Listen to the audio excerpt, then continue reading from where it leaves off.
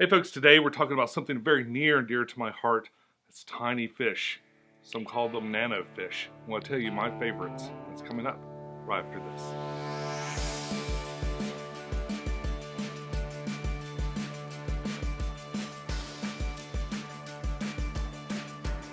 Hey YouTube, this is Pecktec. Today I want to tell you about some of my favorite nano fish. Now what I'm going to do is going to go around a couple of my tanks. I'm going to show you some of my favorites.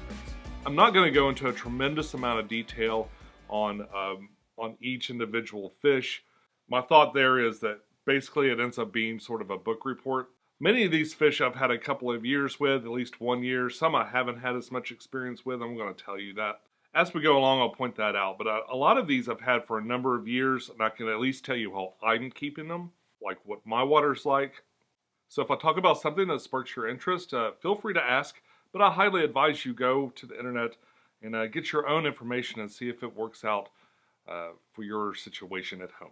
Now, before I jump in and I talk about these fish, I want to just touch on one thing real quick. Nano fish can go in nano tanks, and that's tanks. We'll say for the sake of argument, this video's nano tanks are tanks under 10 gallons. Some people say tanks under 30 gallons. Some people say tanks under 20 gallons, and so on. My recommendation is 15, 20 and up are appropriate tanks to keep nano fish. Now, of course, there are exceptions to everything, and you might have a really superly well maintained 3-gallon. It might be your only tank, and you maintain it like religiously all the time, and you can keep a couple of things in there, and it'd be okay. Be better than the fish had in the wild. My guess is that's very few of you, and most of you do regular water changes, occasionally can't, or life gets in the way. Maybe you can't maintain them to the degree you'd like to. Not badly, but not great. I have on occasion let all my tanks go over a month without really doing any maintenance at all. If all your tanks are really, really well established, you can get away with that for a little while. It'll come back in the form of algae.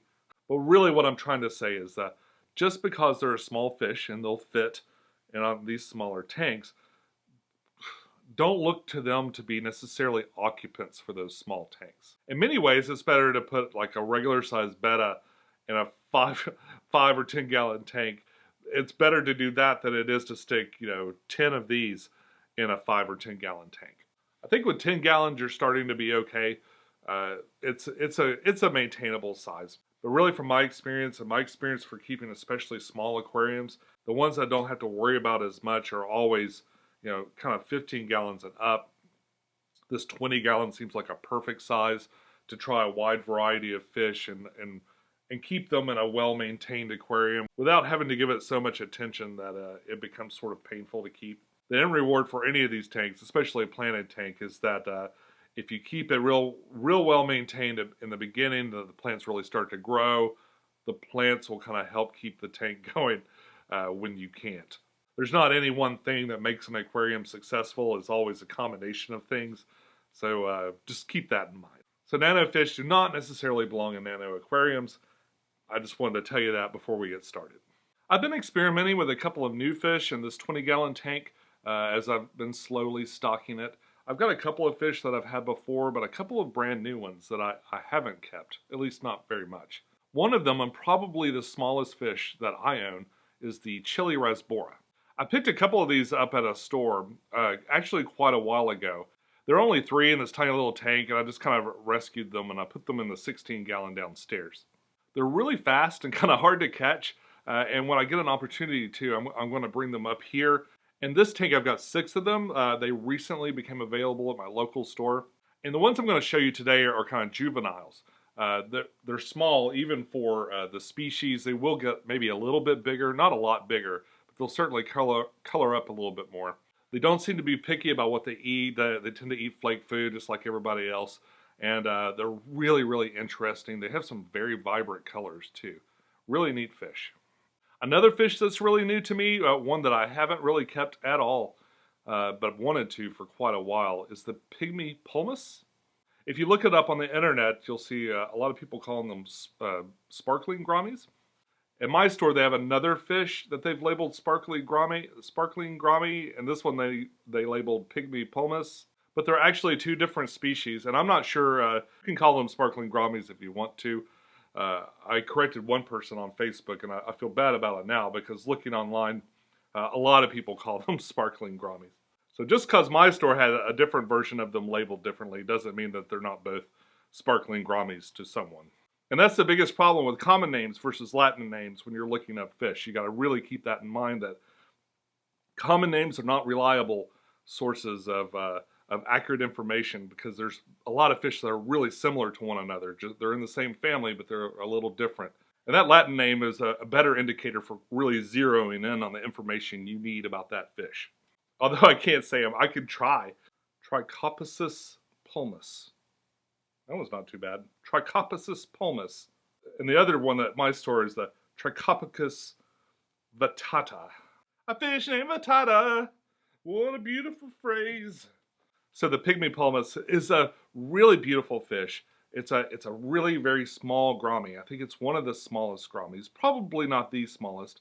I'm not sure about that. But certainly one of the smallest ones that I've seen available at my store. So when you look these up online, another thing that you hear a lot about them is that they will eat shrimp, or they like to attack shrimp. I can't be 100% certain on that. I did put one or two downstairs in the 27-gallon cube to kind of observe them with a really large amount of shrimp. There's a huge population of shrimp in that tank. And I haven't seen any aggression. Now, I'm not there every part of the day looking, but from the things you read online, they're just really, really aggressive. Some people say towards other fish, and some people say, you know, mostly towards shrimp and things like that. I have to say I haven't noticed any aggression, and these may be young specimens, and that might be why. I might have ended up with two females. The sexual dimorphism of those isn't super obvious. And like I said, I haven't had them for an extremely long time, so maybe more to come on that one later. But they are really beautiful. They seem to get along in my community tank with the other fish that I'm about to tell you about.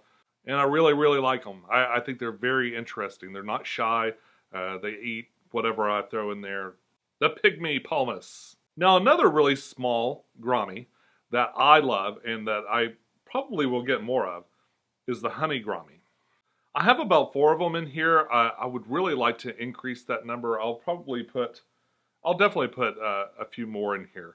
I'm just kind of adding fish gradually, you know, so I don't overwhelm the system.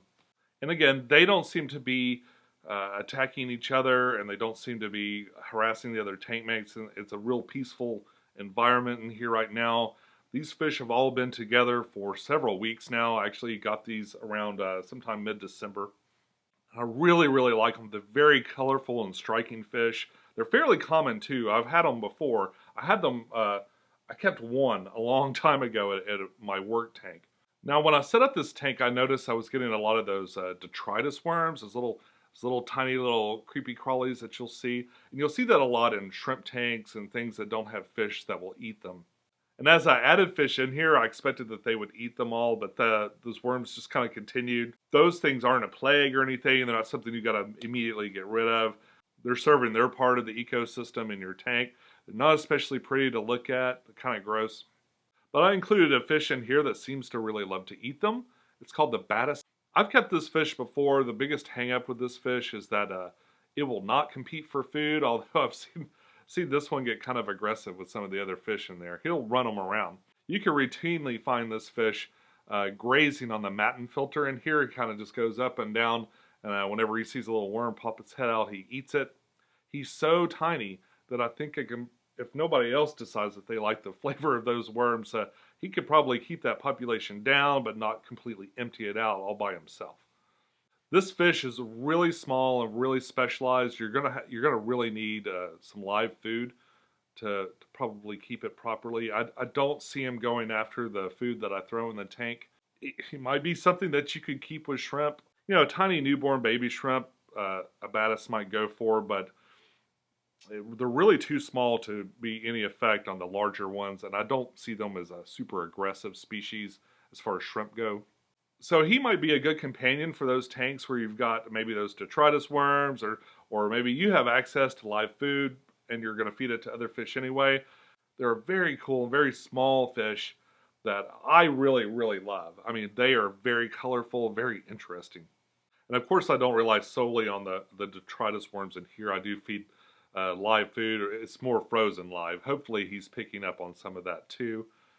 He mostly stays hidden in the back there, and you can't throw food out to lure them out. They will wait for everyone else to eat, and then they come and pick at stuff afterwards.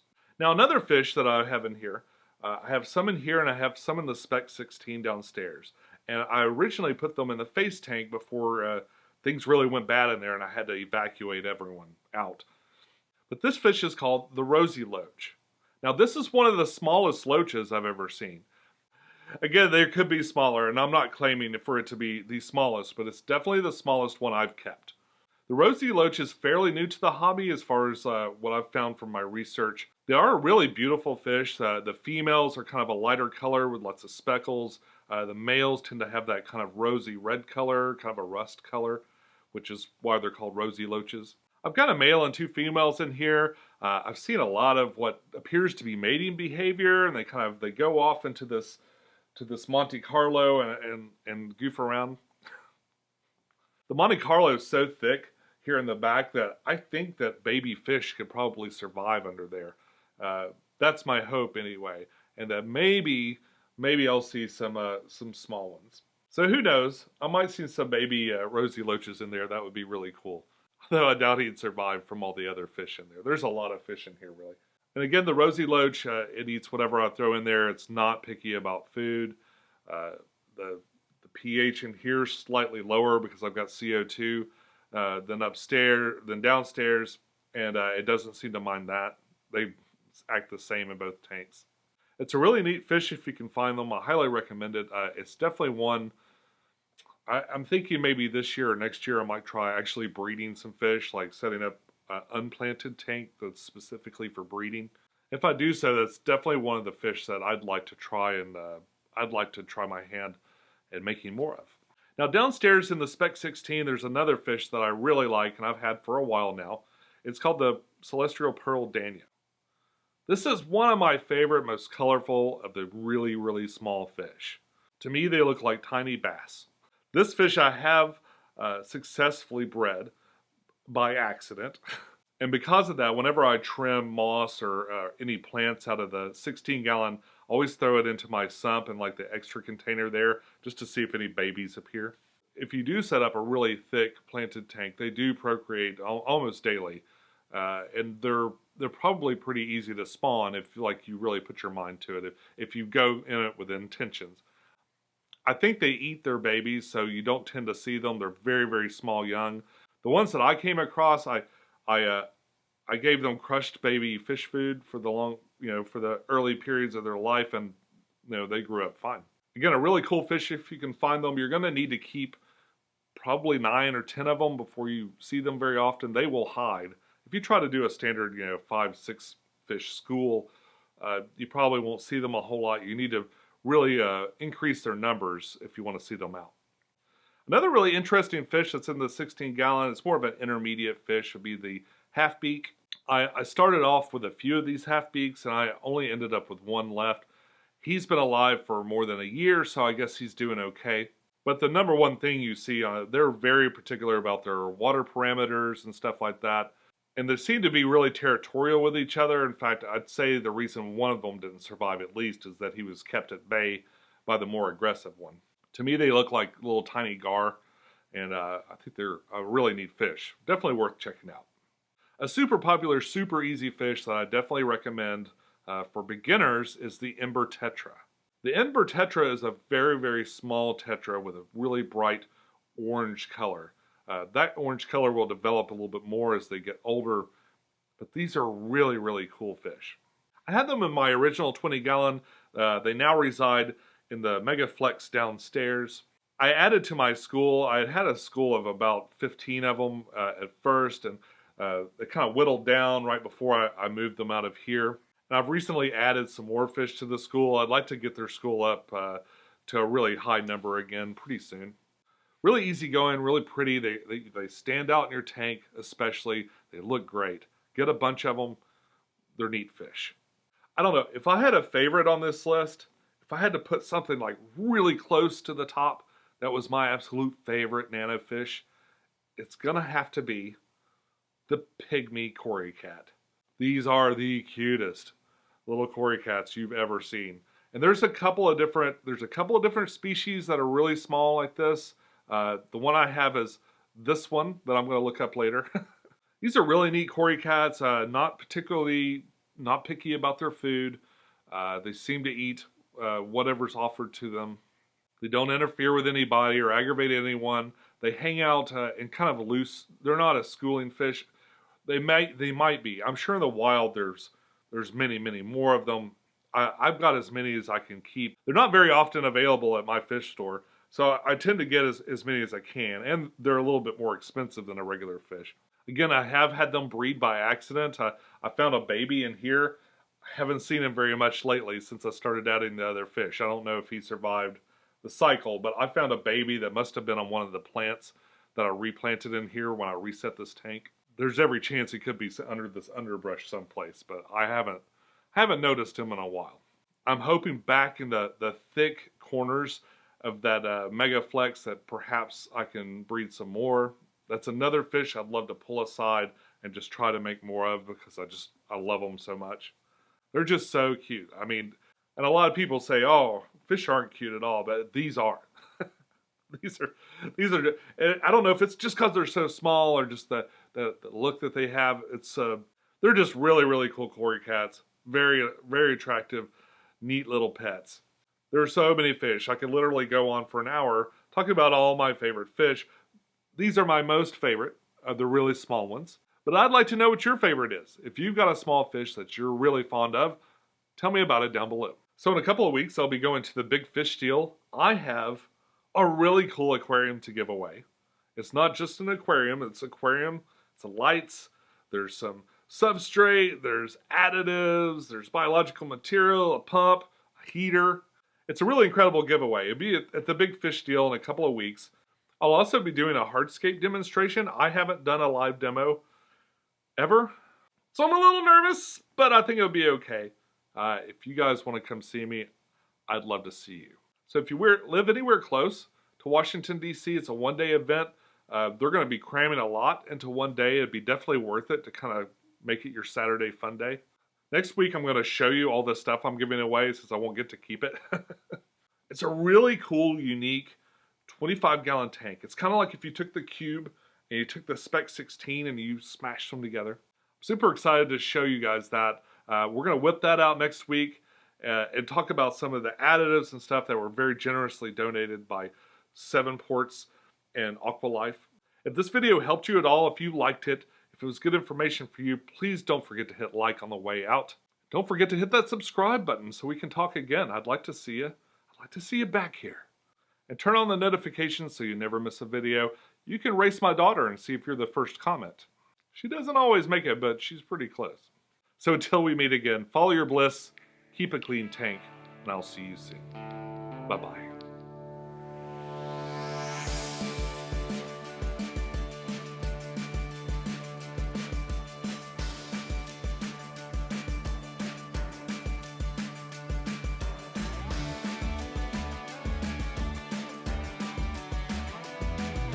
Hey YouTube, this is Pecktec, and today,